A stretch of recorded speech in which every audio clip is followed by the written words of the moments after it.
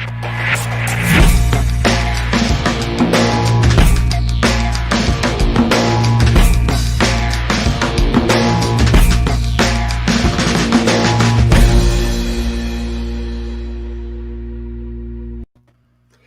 everybody, and welcome to today's Daily Distinction. Really glad that you're here. It's May 97th, I think it is, and I'm really glad that you're watching today. It's something I say before every show, but I really want to mention it today because we've got such a great guest with us, and that is, will you please share? Thank you for being here, but please share the show because we've got a great guest today, and I want as many people as possible to hear from my friend, and I really appreciate all of you who take the time to share the show and to make sure that we get the message out there. So thank you for doing that. And I don't want to belabor the point because we got a lot of great things to talk about with my friend Dan Gingiss. Dan, thank you so much for being here. Guys, it's always great to see you, but I appreciate you taking the time to make this happen. Thank you. Yeah, awesome to see you too as well, Scott. I miss seeing you in person, but this will have to do for now, and I appreciate you having me. Our last time was San Diego, right? I believe so. We shared a bourbon, if I recall. Well, not, we shared two bourbons, I guess would be more appropriate. I recall the first one better than the second one, I think, the way that works. So, hey Dan, let's start at the right point. We'll start at the beginning. Tell me, for those who might not be familiar with you and your work, can you tell me, just give me a little bit of your background, if you would, please, and what got you to this point that you are now an author and a speaker and consultant widely respected in the field of customer experience?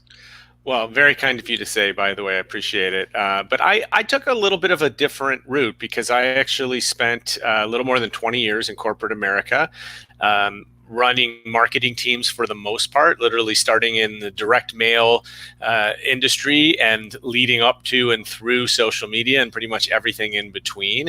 And over some time, I realized after working at big companies like Discover, Humana, McDonald's, that the corporate life was not exactly what I wanted. I felt like I had hit a both career and creative ceiling, and really wanted to be able to go out on my own. After really having, for about 5 years, a side hustle. I wanted to turn the side hustle into the main hustle. And so January of 19, I started my own business called The Experience Maker. And as you said, I'm a speaker and consultant. And my joke to everyone is I love working for the Dan better than I liked working for the man.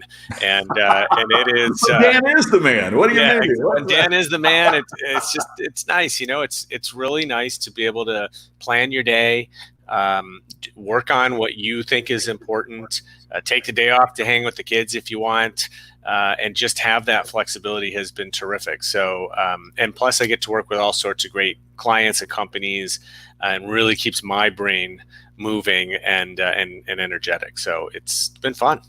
That's great. And by the way, I'll mention too that we've had a few folks put it back up here. Scott is saying great day to us, and Charles is checking in from beautiful downtown Burbank. He's usually in Silicon Valley, so Charles is on the move today. Dwayne has shared it, and Brian is always usually the first one in here. He's up in Wisconsin watching us today, Dan. So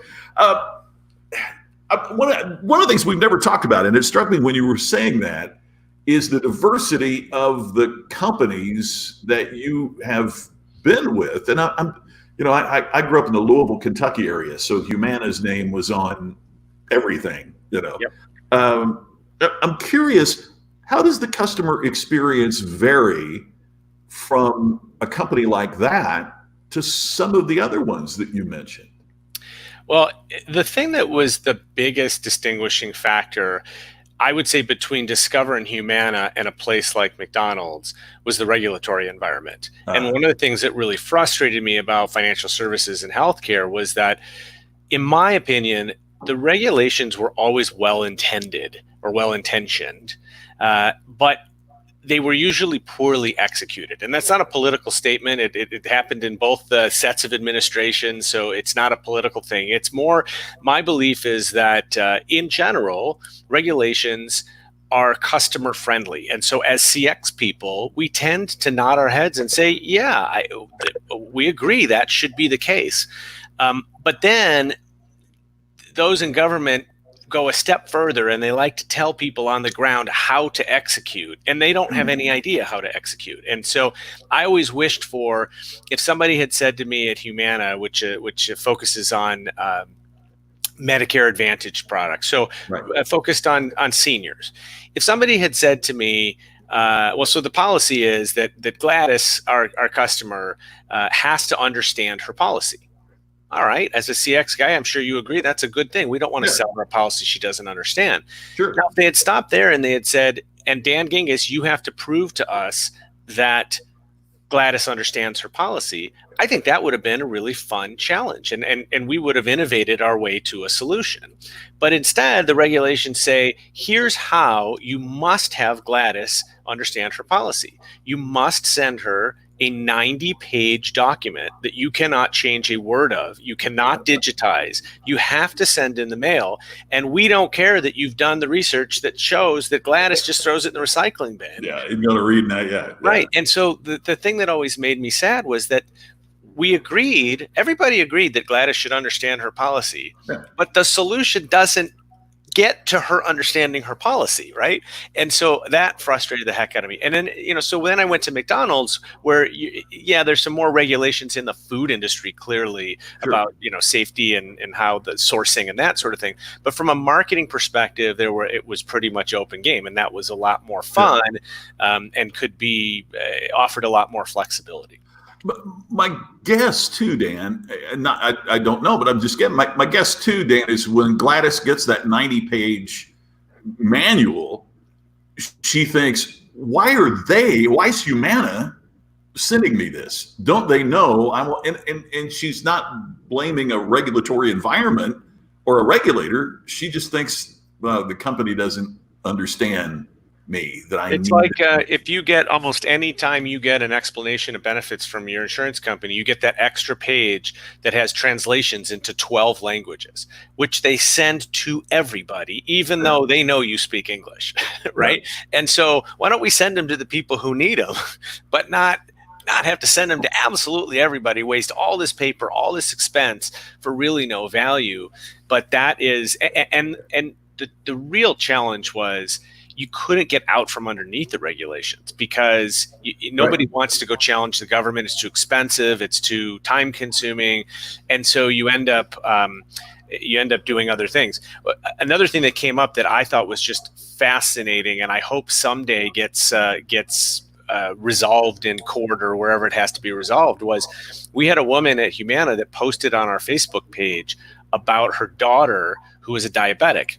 And I guess there was something that had to do with an insulin pump that was not approved on the insurance. And the explanation was really easy. The doctor had prescribed the wrong insulin pump. It was a child that needed it, and the doctor had prescribed an adult size that wouldn't have worked. It turned out that, at least according to the lawyers, we couldn't acknowledge anything that this woman had said because of HIPAA rules, of privacy rules, except I said, but wait a minute, she already posted it in public, right? So at some point you give up a right to privacy once you yourself have put it out in the open. And right now the regulations aren't clear on that. And so companies understandably are going to go conservative, and they're going to say, we're not going to be the one to test this out.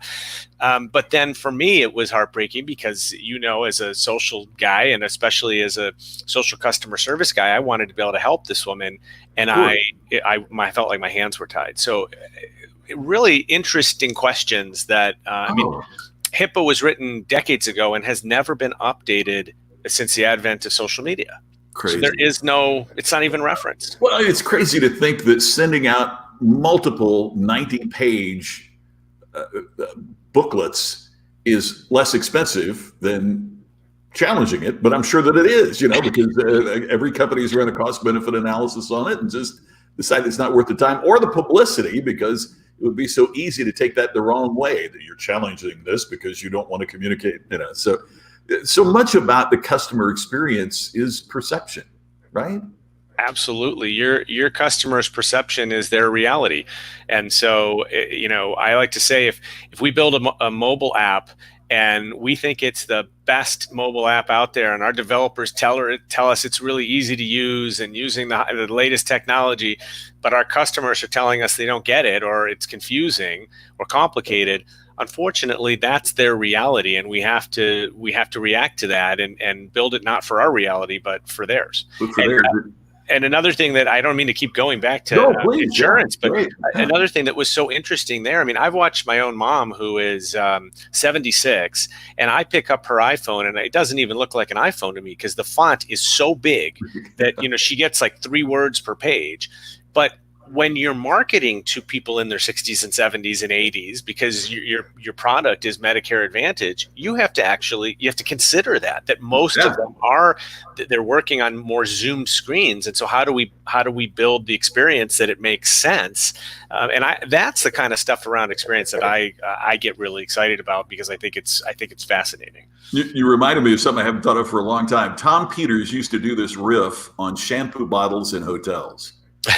And he said you put and at that time Tom was probably 50, 55, and he said you put a 55-year-old guy without his glasses in the shower trying to read something designed by a 23-year-old graphic artist, who has no eyesight trouble, and it's just the thinking, like there's more 55-year-old guys like me in hotels taking showers than 23-year-old guys or gals like who designed this, and it's just thinking from the customer's perspective, which is so difficult to do. And also, I mean, good grief, when we think about how the world is changing right around us right now, how we treat our customers seems to be more important than ever before.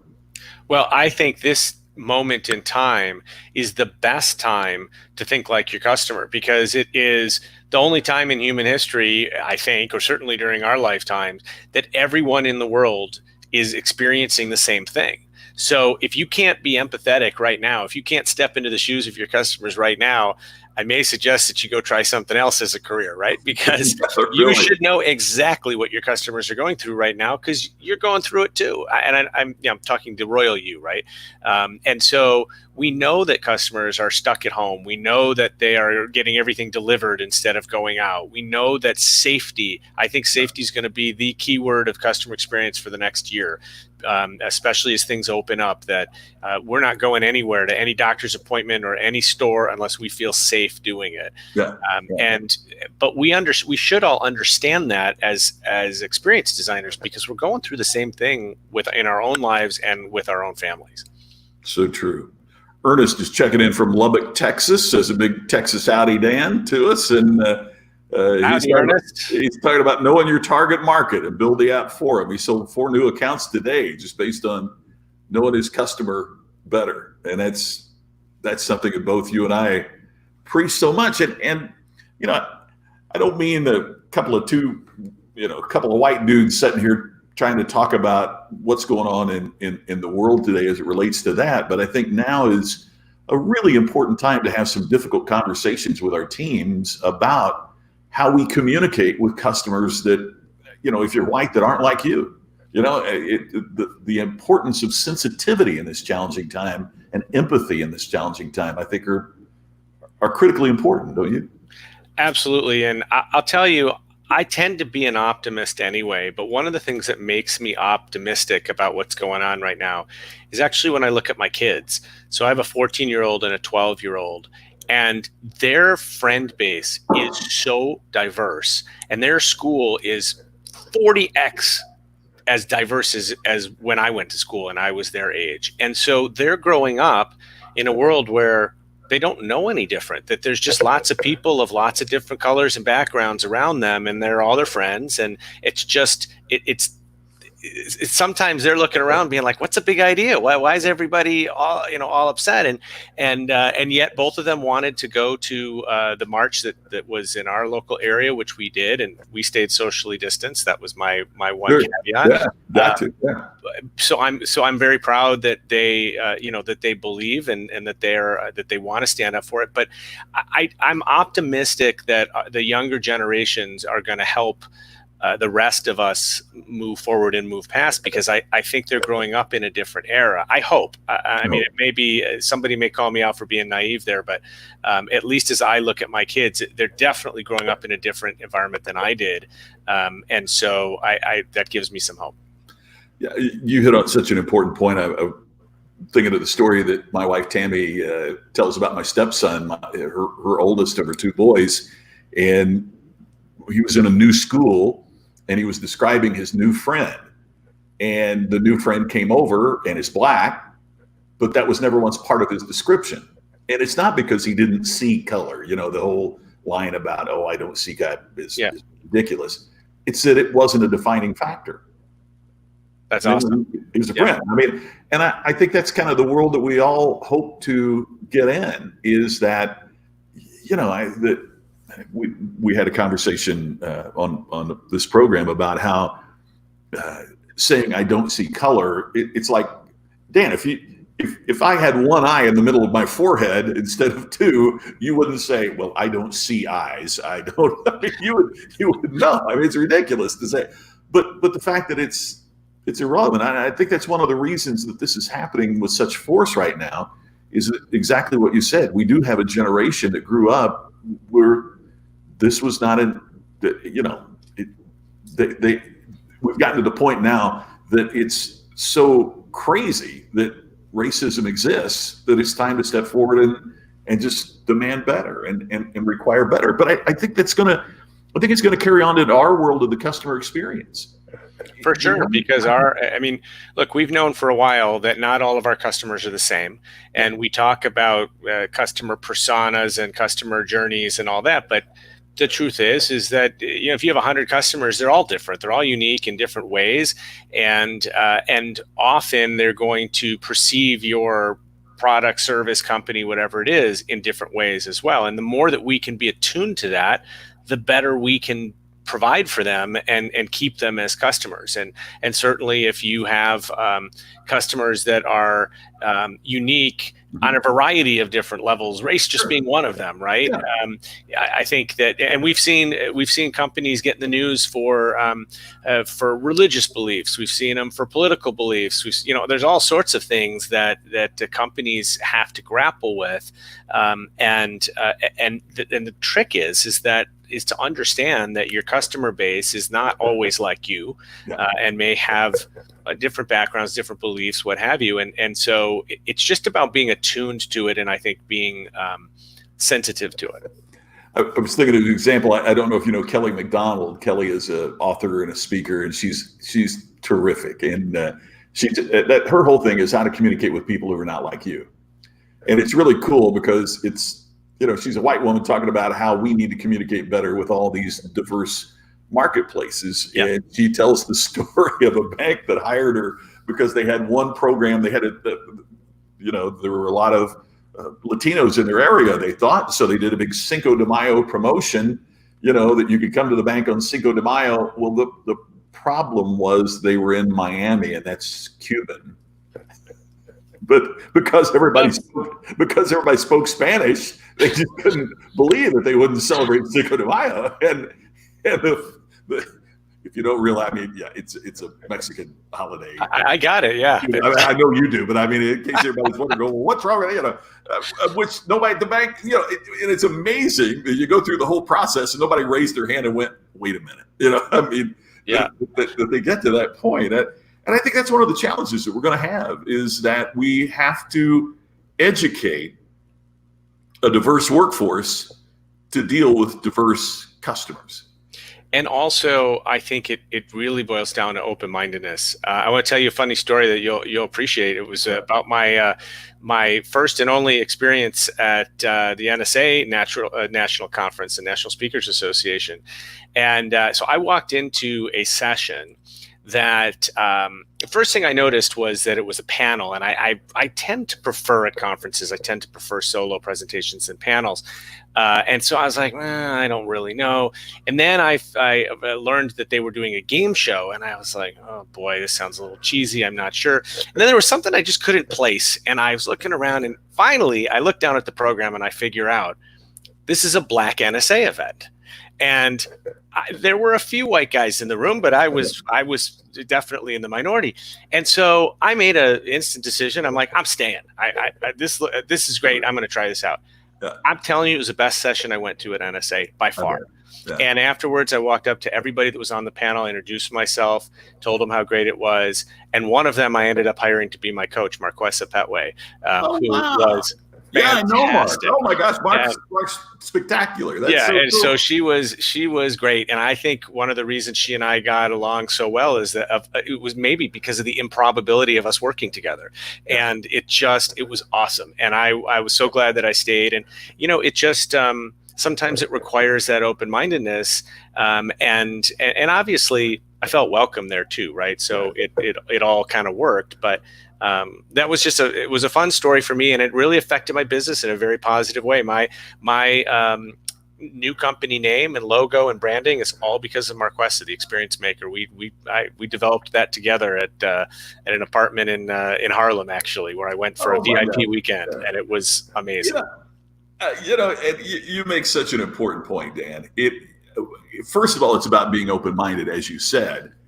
But I don't want us to miss the point that here you are, hired by organizations to speak and to write and to work on a very important topic, and yet you yourself were open, and you are open to coaching and input and growth. And I know that's not on the field of the customer experience, but in a way it is, because it's how you get better and how your business gets better, and you're I'm actually, I'm reading a book right now about coaching, because I'm making a move to sort of, my biggest consulting client takes up half of my time, and so obviously that's wonderful, but I can't take on very many consulting clients with that model. So I'm thinking about a coaching model, and so I'm reading this book about coaching, and one of the first things it said was that you cannot be a good coach unless you have a coach. Yeah. Right. And I think it makes total sense. And so, yeah, I think, I love talking. I've always loved meeting and talking with new people, because it's also why I love doing an interview show like you do. And I think you're going to be on my show in a couple of weeks. But because I love just talking and learning from other people. And that way we're always learning. If we're just all open-minded enough to hear what somebody else has to say, generally we can walk away with a nugget that changes us or improves our life or our business. And to me, it's always, we're all lifelong learners generally in this business. You have to be, otherwise you get stale. But I find that, sometimes when you start looking in new places is where you really get some of the cool learnings. Oh. My speech coach for many years was the late, great Ron Arden. And I've always said that I think I learned more from Ron, not just about speaking, but about life, because of how he challenged me to get me to think about, so many things. I should have paid him as a therapist as well. There's a little element of that, I think. Yeah, there is. There's an element of that, I think. Well, then let's get back to the customer experience. If somebody's watching today and they've got a small business, and they know how to fix a car, or they know about mutual funds, or they know what they know very well, but yet they haven't gotten. Let me back up and say that I tell a story. I was the only non-doctor to ever keynote the American Academy of Cosmetic Surgeons, and one of the fascinating things there was because they could go through medical school and never have a single course on bedside manner, right? The experience. Absolutely. And so whether it is a surgeon or whether it is somebody running a body shop, fixing cars, we've been trained at what we do, but we haven't been trained in how to connect with customers. So if somebody like that's watching right now saying, gosh, I believe this, I believe what Dan's saying, where do I start? What would you say to them? How do I get started on this? I would say you get started by talking to your customers. So the next time you're fixing somebody's car, have a conversation with them and ask them, what were you hoping to get out of this experience? Why did you come here? Did you come because I have the lowest price? Did you come because I'm local? And you want to support a local business? Did you come because you found me in the yellow pages? Like, how did you end up here? And then what are you hoping to get? And then after the service, don't just send them a survey that says, how did you enjoy your service, scale of 1 to 10, and please give me a 10 or I'm going to, or my boss is going to kill me. Really try to figure out from them, what did you like about the service? And then don't be afraid to ask, what did you not like? And one of the things I love to tell people is, do not be afraid of complaints. Because complaints are, like all feedback, a gift to your business, because they tell you what you need to do better at. And compliments are great too, because they tell you what you should do more of. But, we all like hearing that we're awesome, except it doesn't help us get better. It doesn't help us get more awesome. What helps us get more awesome is by fixing something that annoyed somebody or that didn't meet their expectations. And I always say that the people who take the time to complain do so because they care. Yeah. The ones that don't complain just pick up and they go right next to the next car repair shop, and they don't even tell you that they left. They just are mad and they leave. And so the one that says, hey, I really wish you would have checked my tires before you gave me my car back. That would have been a nice thing. You take that as a great opportunity to change your process going forward, and really value it as feedback, and be happy that customer stuck with you and didn't leave for the guy down the street. Well, you make such a great point, Dan, because I think in today's world with social media and everything, we've gotten a whole lot better about discerning the difference between the never satisfied customer, those who just complain about everything, and those that are making valid points about an issue that could have been better.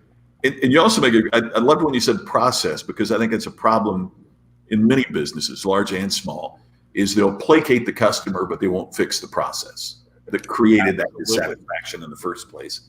And then as you get bigger and you have a customer service team, for example, when you fix the root problem, you reduce calls. So you are saving the company money by doing that.